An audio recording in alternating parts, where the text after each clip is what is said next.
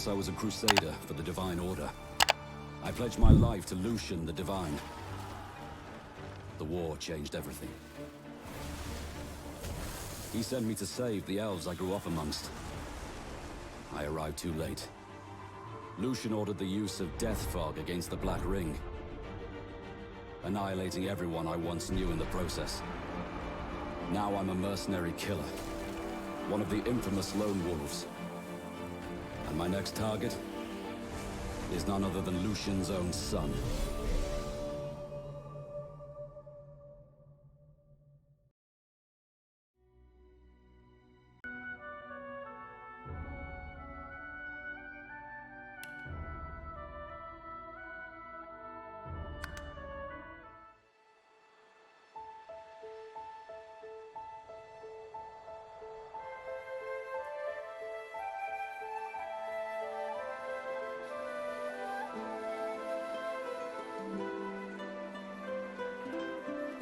It all happened like I knew it would.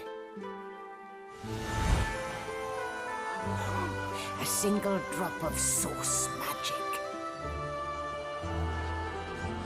And, like flies to honey, the monsters swarmed. The rebel panicked. The carnage began. And the Magisters pointed their fingers at me. Just as I'd planned. I was shackled and collared, and sent to Fort Joy.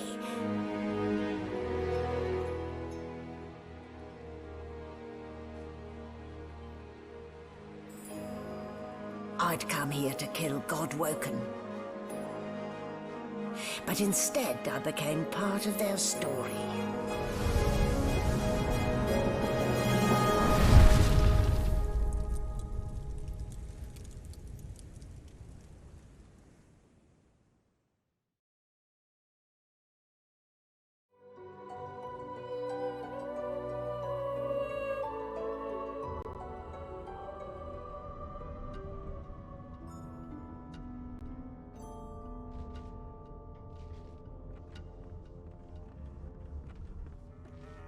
So, still a bit groggy, are we? Don't worry, the sedative will wear off soon enough. Easy now, no need to hurry. Get your bearings and report to me upstairs.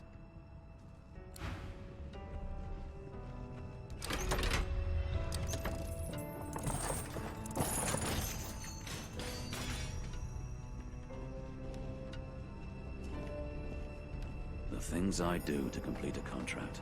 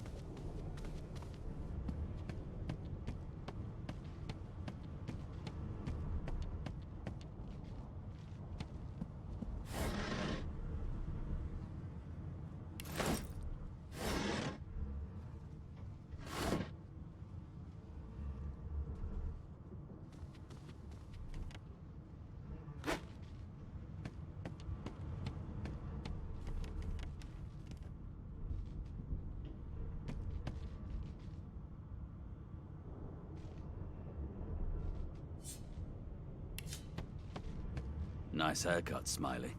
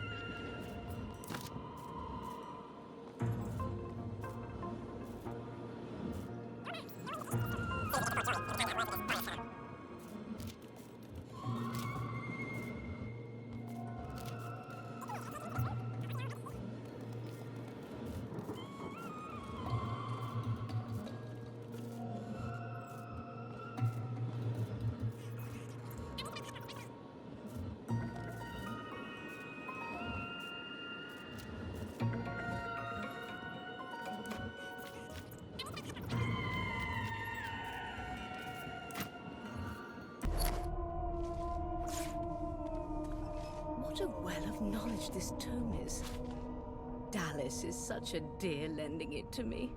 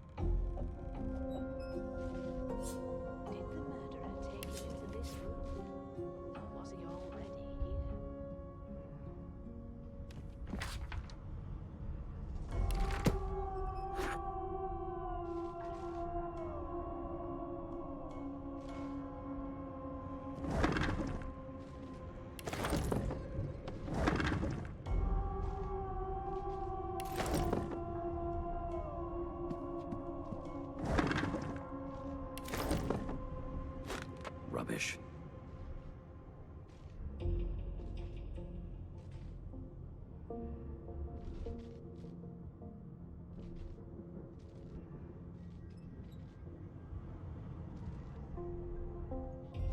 Boring.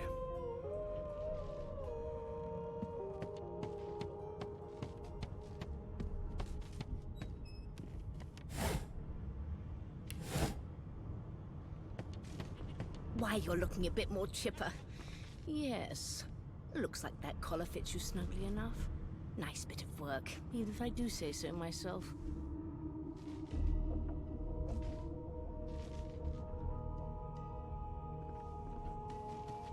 There you are. Not too tight, I hope. The collar, I mean. Oh, not to worry. Every dog has to get used to its leash. In the meantime, your next stop will be Magister William. All passengers have to be registered in the ship's manifest, and he's the chap in charge of the logs.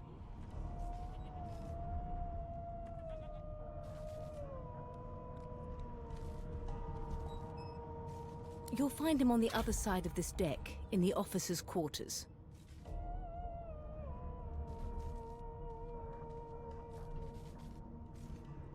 Dungeon?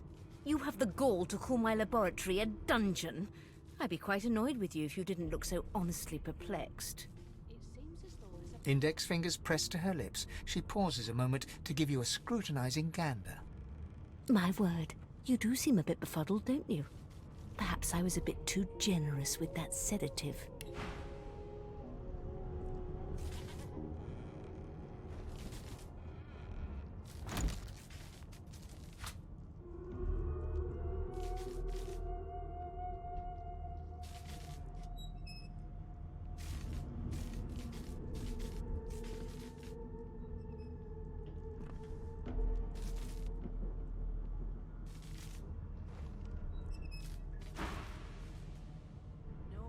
Oh, well, I'm sure you'll soon gather your wits.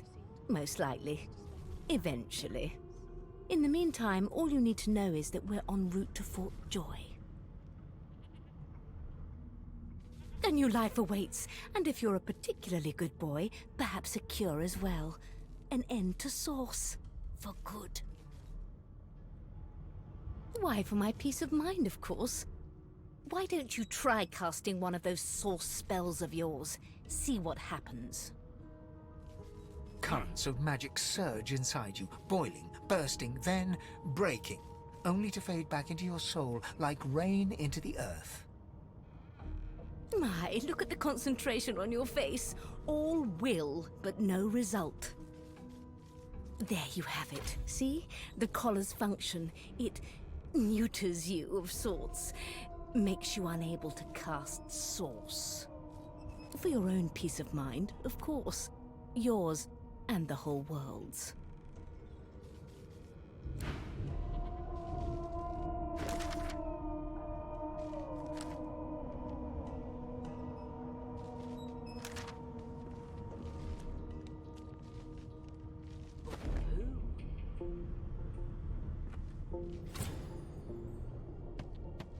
Bloody murder. Looks like someone's hit the Hall of Echoes a little Behind the Magister, a bloodied mass lies in a heap. Gore and limbs lie at odd angles. You can't make out a face amid the mess.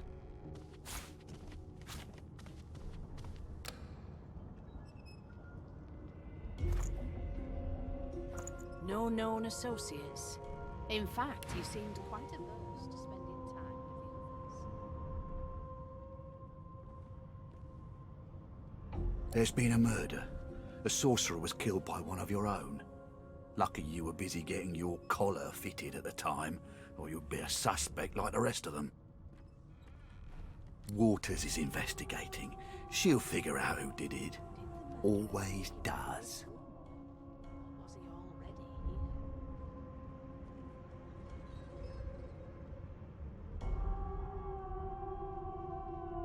Did the murderer take him into this room? Was he already here?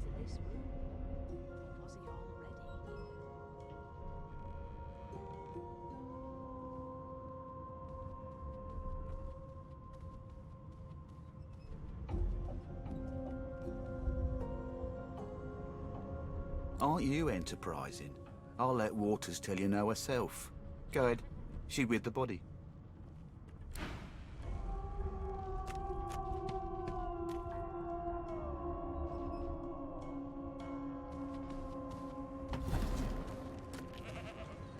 Did the murderer take him into this room? Or was he already here?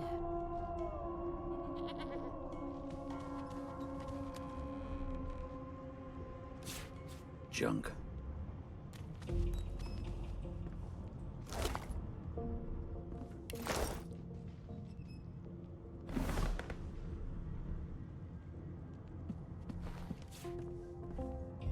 Ugly sight, isn't it?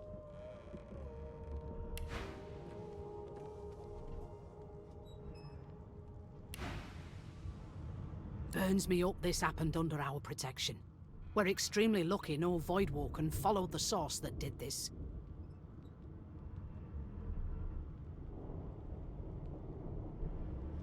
Finn didn't see it like that. He was desperate for us to help him. Two things scared the living daylights out of him. His own shadow and his own source. We'll find out who did this.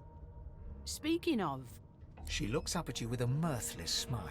I was on duty in your room when the murder happened. You were asleep the whole time. Didn't even stir. You're one of the only indisputably innocent people on the ship. Unless you can commit murder in your sleep, of course. I thought as much. Listen, I could use someone to keep their ears open among the passengers. Sometimes they clam up in front of a uniform. Bring me a good lead, and I'll throw in a shiny gold coin for you. How about that?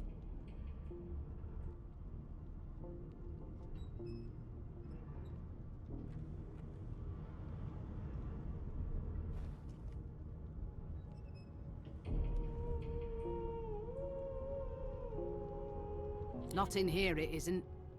You let me know if you hear anything. Whoever did this is dangerous.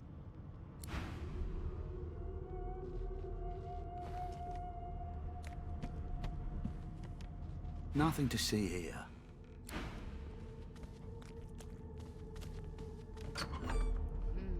Please, please, please! Be good, you scallywags.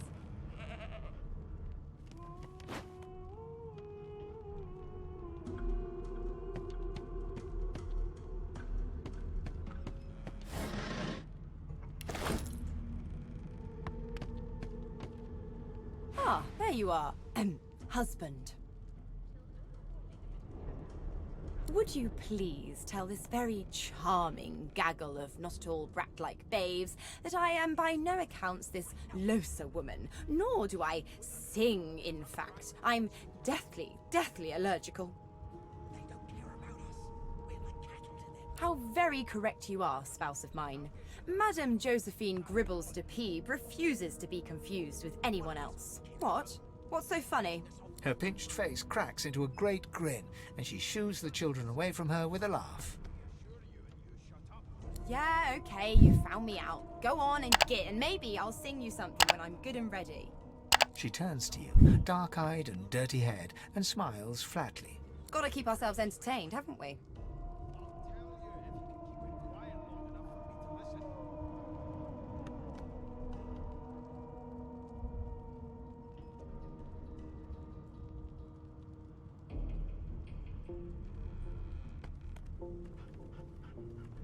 You presume right. Kid, you been down by the room up the hall? No. You sure about that? Nope. Trying not to find anything out either. Ignorance is bliss. The utterer, the better. Thanks, but I already belong to an elite and exclusive ship gang. We play ball every day after lunch. You're too soft for it. Forget it. You take care, though. Suddenly, her eyes cloud to an unnatural black. Greyish veins run down her face, and her mouth tightens into a cruel sneer. As quickly as they came, the clouds clear. She smiles as though no change came over her. Good luck, Chief. One of us. They're picking us off one by one. Can we just skip to the part where I reassure you and you shut up? You think me mad? The elf is reading a volume of Cranley Hubert's famous encyclopedia. He looks up, his big round eyes scanning your body, absorbing every detail. He reaches out and takes your hand, turning it this way and that, examining it from every angle. Finally, he pinches your skin, gently tugging at it. Fascinating. He sits back and returns to his book, flicking quickly from page to page, completely oblivious to your presence. Till overboiling a bit of cabbage becomes a crime, I shall hold my head steady.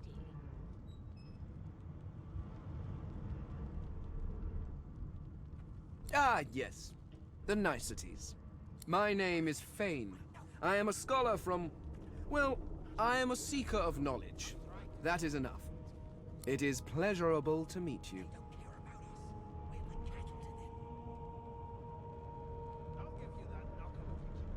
Is there? Wherever do you keep it? Certainly not in your books. I have been reading this one for several minutes, and I have yet to find a single insight into the mysteries of the universe. It is simultaneously too detailed and insufficient.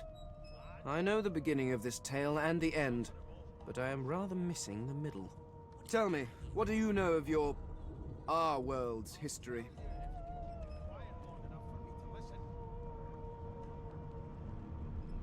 Oh, please. I have no interest in that. Your books are too full of it already. No, I want to know about the Celestial. I want to know about your gods. This text tells me that they created all creatures, but nothing of what came before. Where did these gods come from?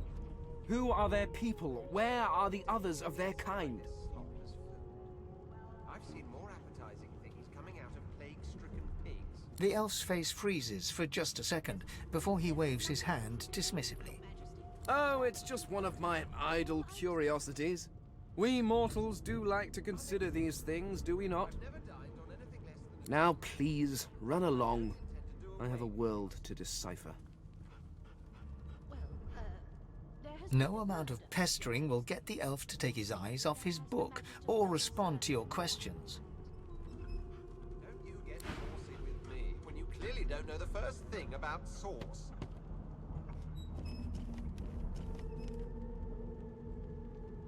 Sing us a song. Well, well, what have we here? A fresh face in this stale hell. Let's size you up, shall we? See if you'll do. The lizard looks you up and down, like a farmer would a fetching horse.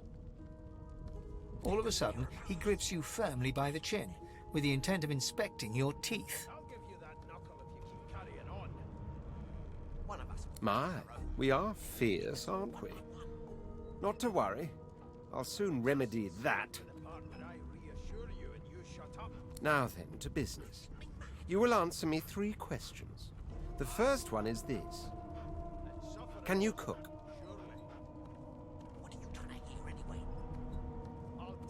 Goodness gracious me, what a bore. Off with you. Quite clearly, you wouldn't have done at all. Shoo.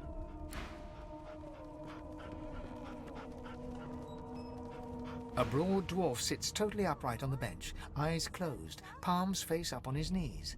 His beard is a cascade of meticulous plaits, each one braided through with golden medallions. He raises an eyebrow as you approach, but doesn't open his eyes. Listen up, boy. You hear that?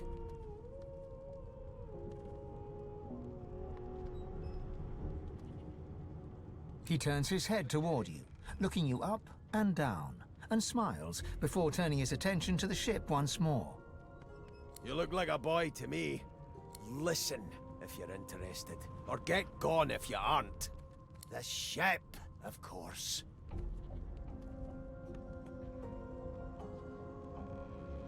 A wave of sound washes over you. The unintelligible chatter of your shipmates, the groaning of wood from floor to ceiling, the boom, crash and crackle of waves around you, complaints from the sea itself. And? Sick as a leper's cat. From the state of it, I'd say she's being cared for by a bunch of beardless babes who never loved anyone but their own mums. I'll come back to you, and you better be ready to talk here. But there's more.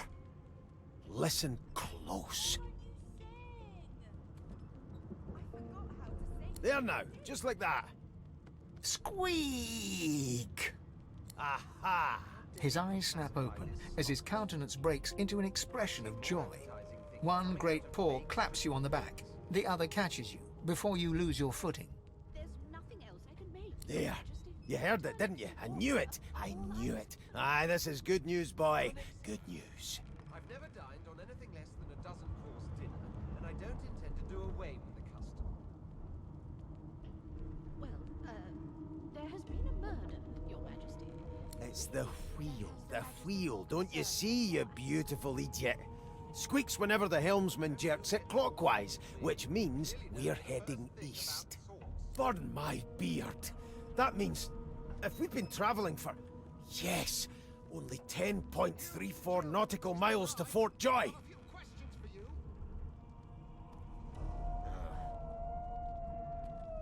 You are chill, aren't you? I ain't saying nothing. Bloody dwarves. I'll come back to you, and you better be ready to No talk indeed, here. boy. But that ain't my final destination. The dwarf leans back from the table and strokes his beard, gold medallions jingling merrily. His eyes roll over to you. That'll be all. Thank you kindly, boy. How dare you classify this slop as food? I've seen more appetizing things coming out of plague-stricken pigs. He continues stroking his beard, a beatific smile on his lips, and doesn't acknowledge you anymore. Unacceptable. You one of them? A Divine Order loyal? They killed a sorcerer, you know. They'll hide the evidence well enough, but make no mistake. Well, there has been a murder, Your Majesty. Maybe that has the Magisters more concerned than your appetite. Don't you get saucy with me when you clearly don't know the first thing about sauce. It was one of them. I know it. I spent my life singing for my slaves to bring me my supper. I'm trying to concentrate. Finer fare than boiled roots and rotten tubers, too. We're like cattle to them. I'll give you that knuckle if you keep carrying on. One of us wouldn't kill our own. They're picking us off one by one. Can we just skip to the part where I reassure you and you shut up? Meanwhile, the Magisters feast on honeyed meat behind this very wall. The indignity. Trying to hear anyway. I'll tell you if you can keep it quiet long enough for me to listen.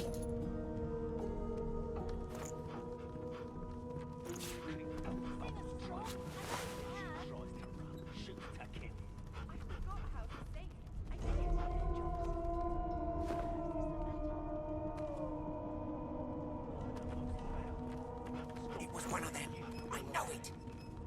Would you put a knuckle in it? I'm trying to concentrate. Absolutely right. They don't care about us. We're like cattle to them. I'll give you that knuckle if you keep carrying on. One of us wouldn't kill our own. They're picking us off one by one. Can we just skip to the part where I reassure you and you shut up? You think me mad? The Magister starts, recognition growing on his face as he looks right at you. What are you trying to hear anyway? I'll tell you if you can keep it quiet long enough for me to listen.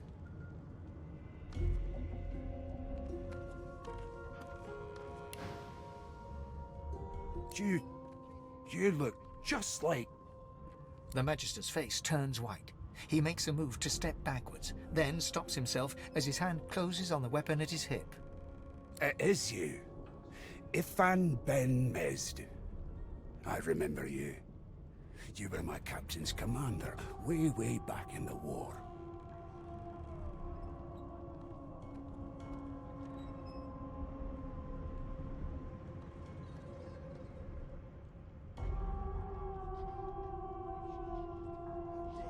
The Magister's eyes darken. His face closes over into a cold mask. I always knew you'd end up down low. Lower even than us nobodies in the rank and file. The higher the climb, the louder the splat when you fall. And Fort Joy, you're about to fall further than you thought possible. And I'll be listening for the splat. There has been a murder. Happy landings. Magister's more concerned than your appetite. Don't you get saucy with me when you clearly don't know the first thing about sauce. It was one of them. I know it.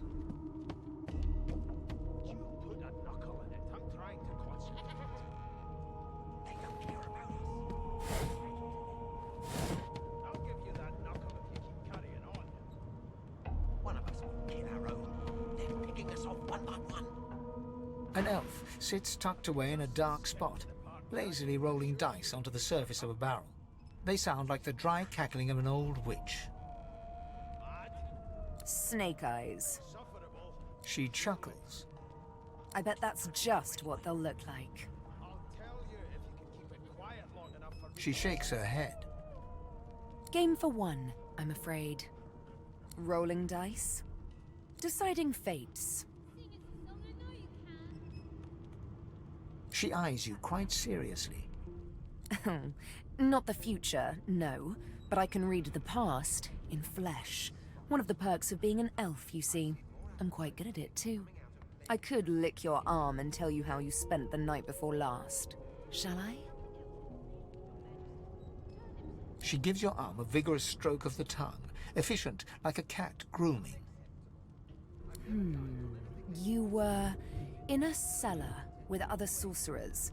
As everyone lay sleeping, it seems you and another elf engaged in an action somewhat similar to the one I just performed. Only rather more vigorously. Of course it is. The truth's right there, skin deep. But don't you worry, darling. Your secret's safe with me. I don't lick and tell.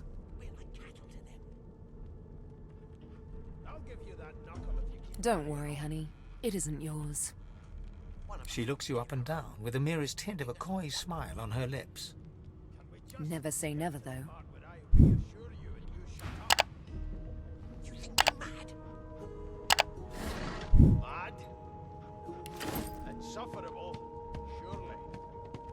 What are you trying to hear anyway?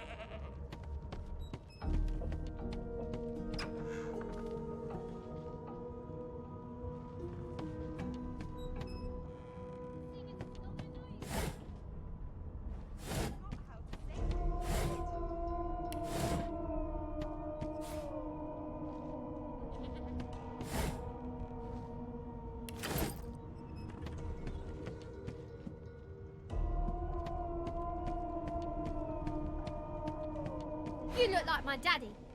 His name is Frida. He's waiting for me at home.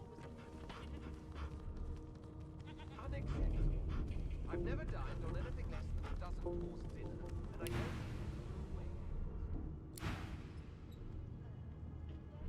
Do you know Losa? She's a really good singer. I'm better though. Listen. La la la la la.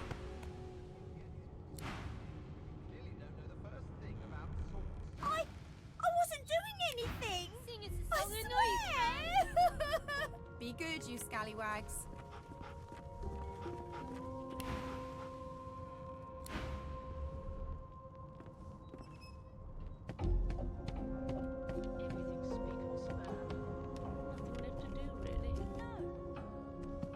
A young magister stands pale and silent.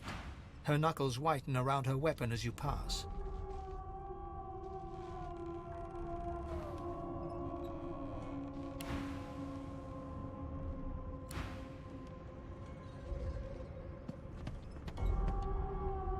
The hatch is blocked. I'll need to find another way.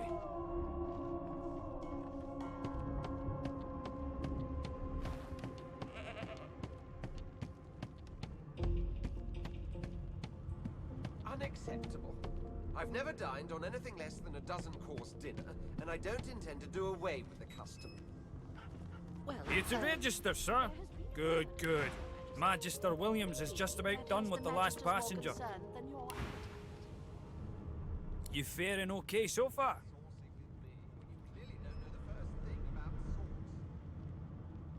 Trust me, with Bishop Alexander in charge, things will get a lot better from here on out.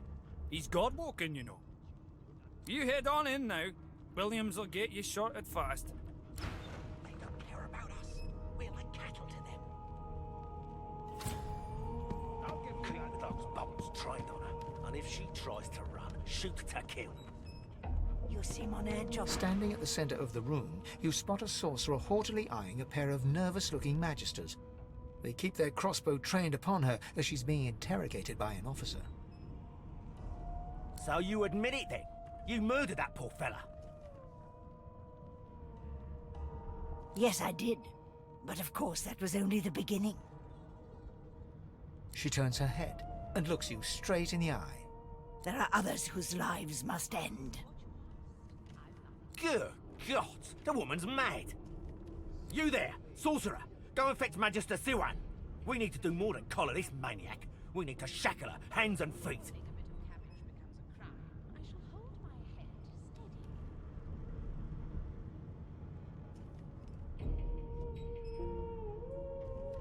It means your journey draws to a close. Do stick around for its finale, though, because... She reaches for her collar and simply removes it. I'm just about to create a scene. Subdue her, men, quickly! If she casts source, the Voidwoken will come. They'll end us all. She smiles with wicked satisfaction. Precisely.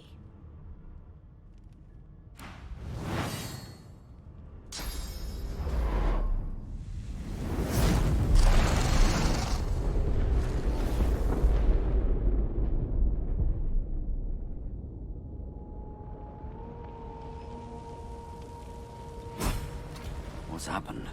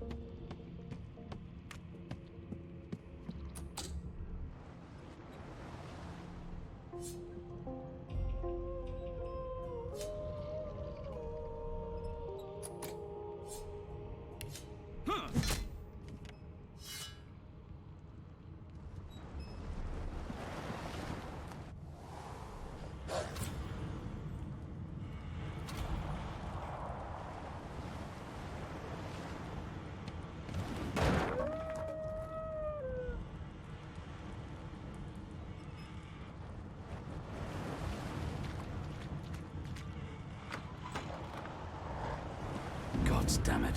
Need to get off this wreck. Quick.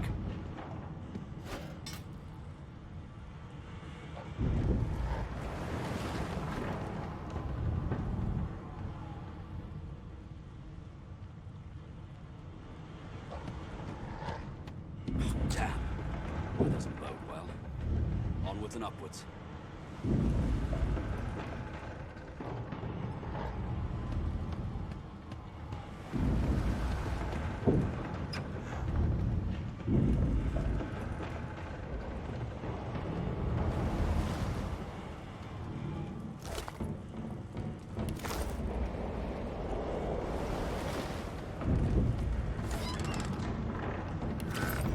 Not before this thing snaps into splinters.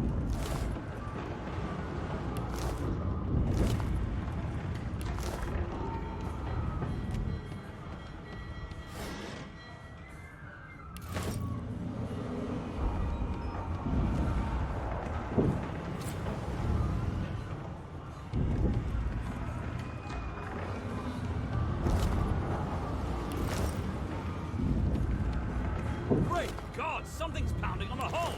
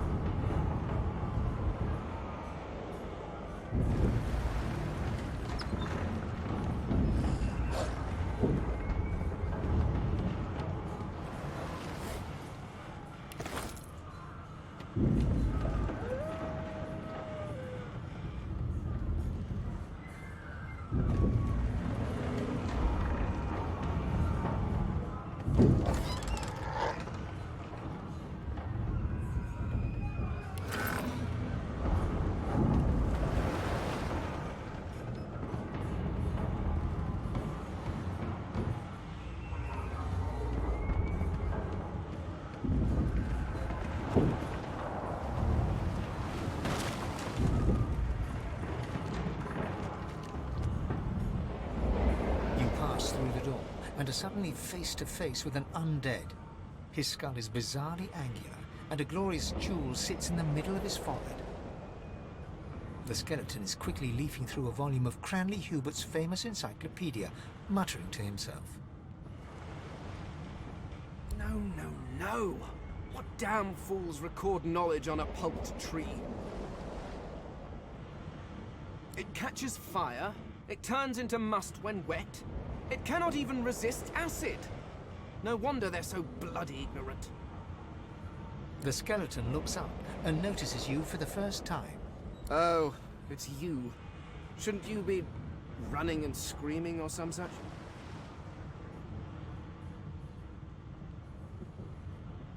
The skeleton groans and looks back to his book, frantically flipping from page to page. Yes, indeed. It's the look of someone that wants to read the bloody book he's holding. Now, if you're really quite finished, I believe you have lifeboats to flee to. Please, I was no more an elf than you are those rags you're wearing. I had a mask, rather ingeniously designed, which allowed me to take that primitive form. A mask that was stolen by that damned witch after her little scene. Still, she'll drown with the rest of these fools, and I will simply pluck my mask from her cold, dead hands.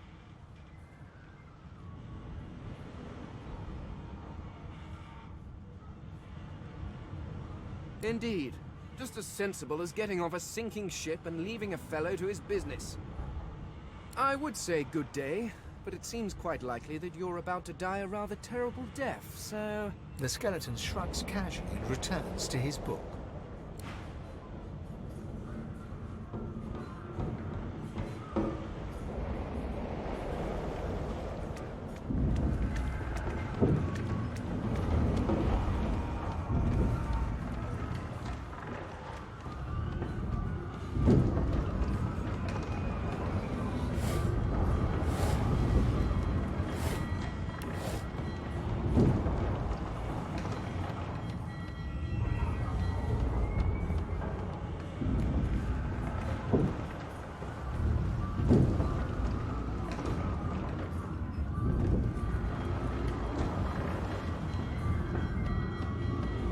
The marking on the door was painted recently, judging from its pungent scent. You recognize the symbol immediately for what it is, a warning of death fog within. You press your palm against the door to open it. The wood feels neither cold nor warm, but simply grey. The color drains from your hand, and you are left numb. It doesn't budge. The door groans open, but an ashen shadow clouds your mind.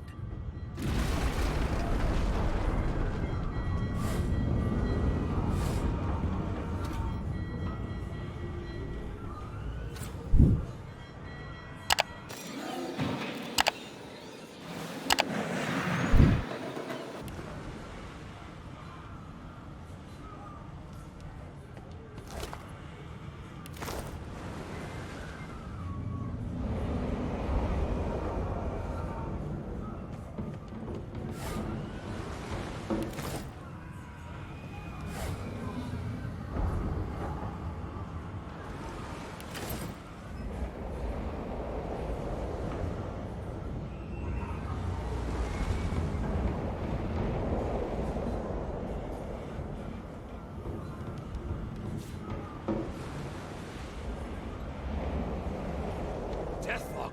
I need to get out of here, now!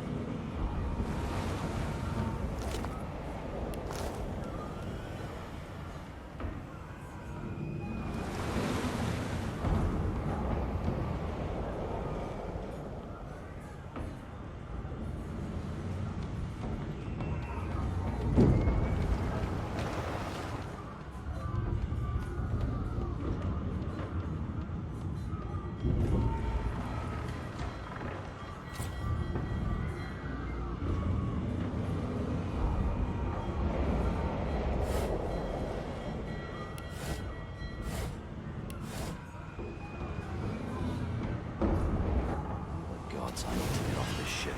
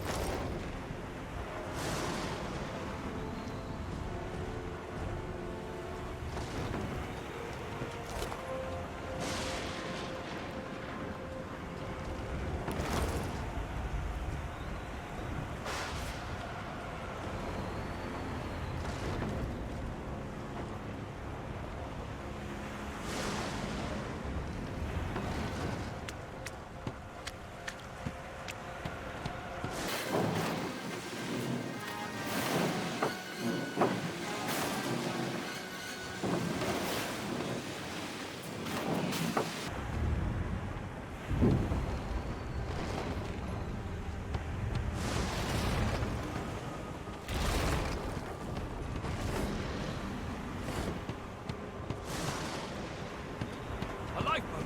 That means there's still a chance! Go on, kid. Come on there and dig in the rope. Shut your trap, kid.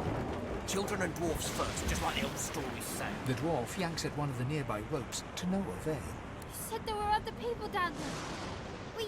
We need to help them. You see those tentacles, kid? It's time for getting the hell out of here. Thank you, thank you, thank you! There's a ladder right over there. You're gonna be the death of us, you hear?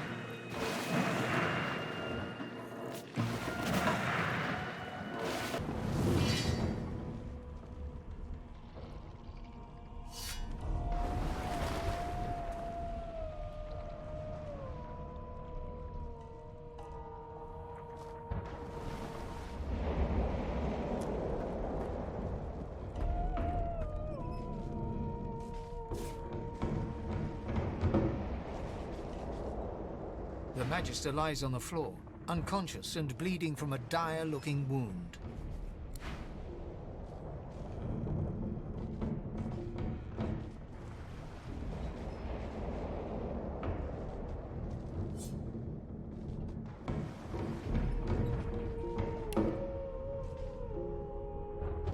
The Magister lies on the floor.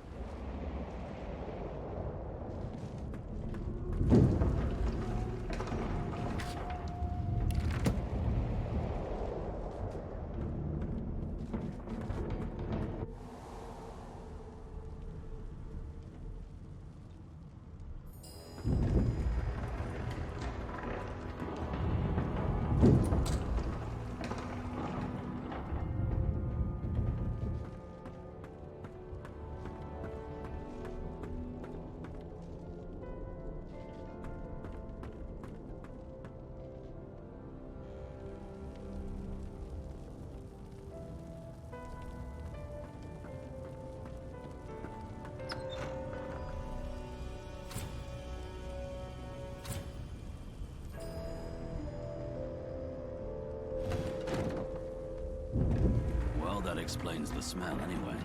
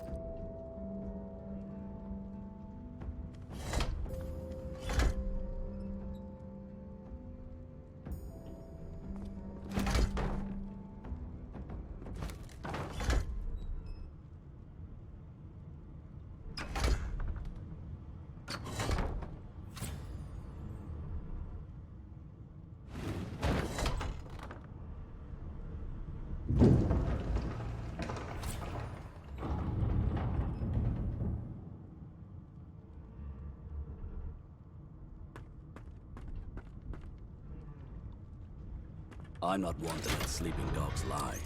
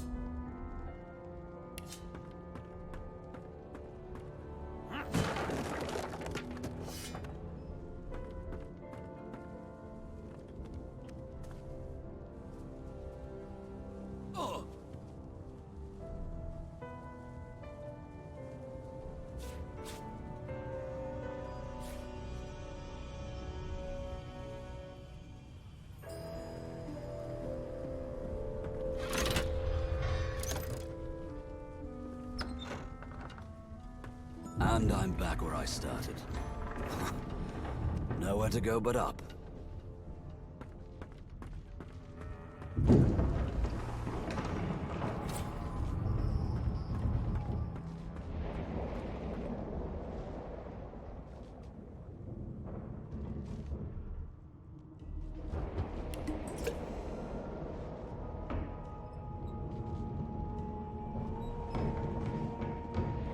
The Magister lies on the floor, unconscious.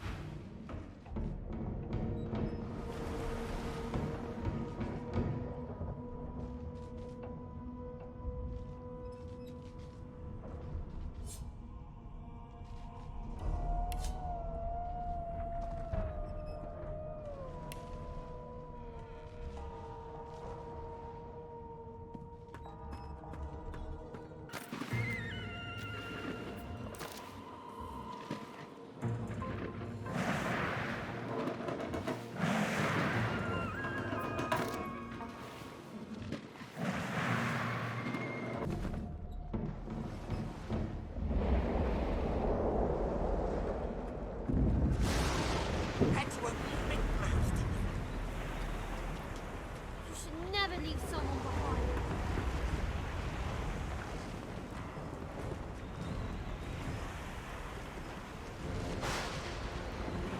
Wait, where are the rest? You're good.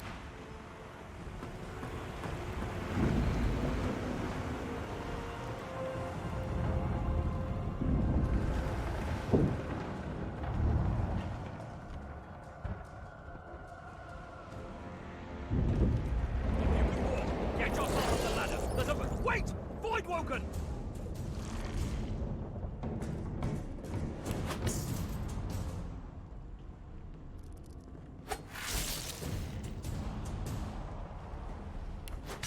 These beardless bugs won't sink the ship on my watch.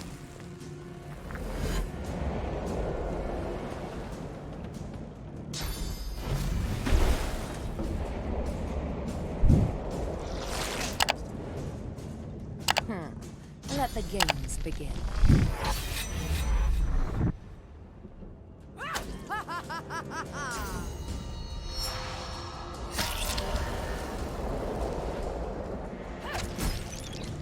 They who are about to triumph.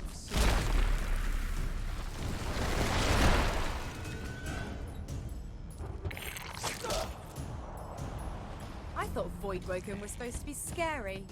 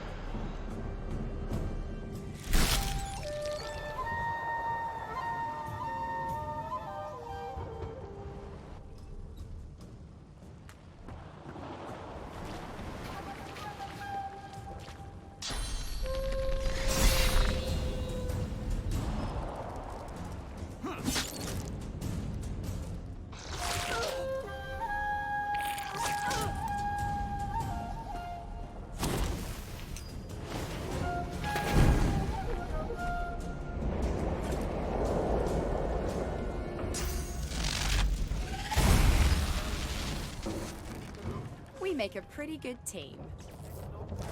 This old tub is about to burst. Away! The sea's hungry. We don't have much time.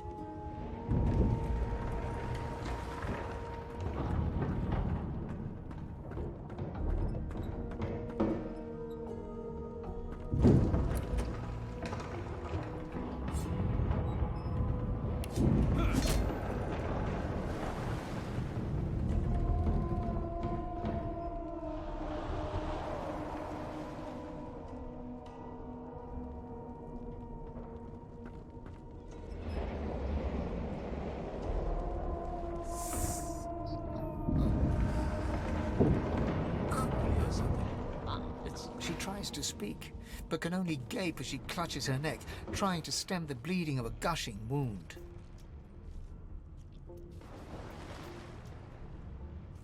With jagged movements, she raises her clenched fist and holds out a length of cloth, soaked with some kind of strong-smelling tincture. Blood quickly soaks through the cloth. Magister Siwan's mouth opens and closes, her eyes wide in terror.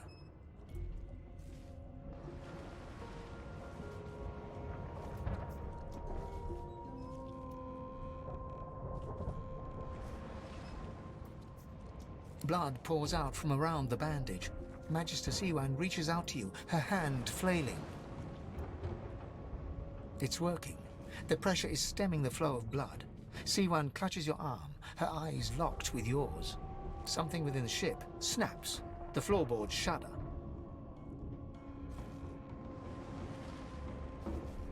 Siwan struggles to her feet, clinging to you tightly. The ship lets out a deep groan, then cracks.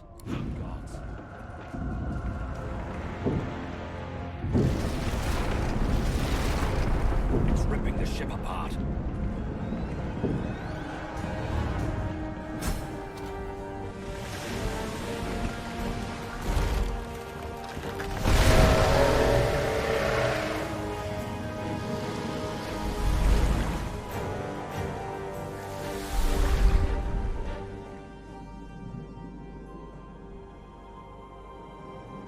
I have plans for you, child. Rise.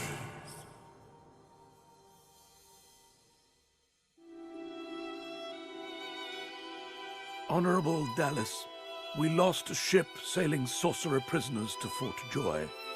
We assume some escaped and broke their collars. Their vile magic lured the Voidwoken. All who were aboard are presumed dead. Yours faithfully into eternity, High Judge Oriven.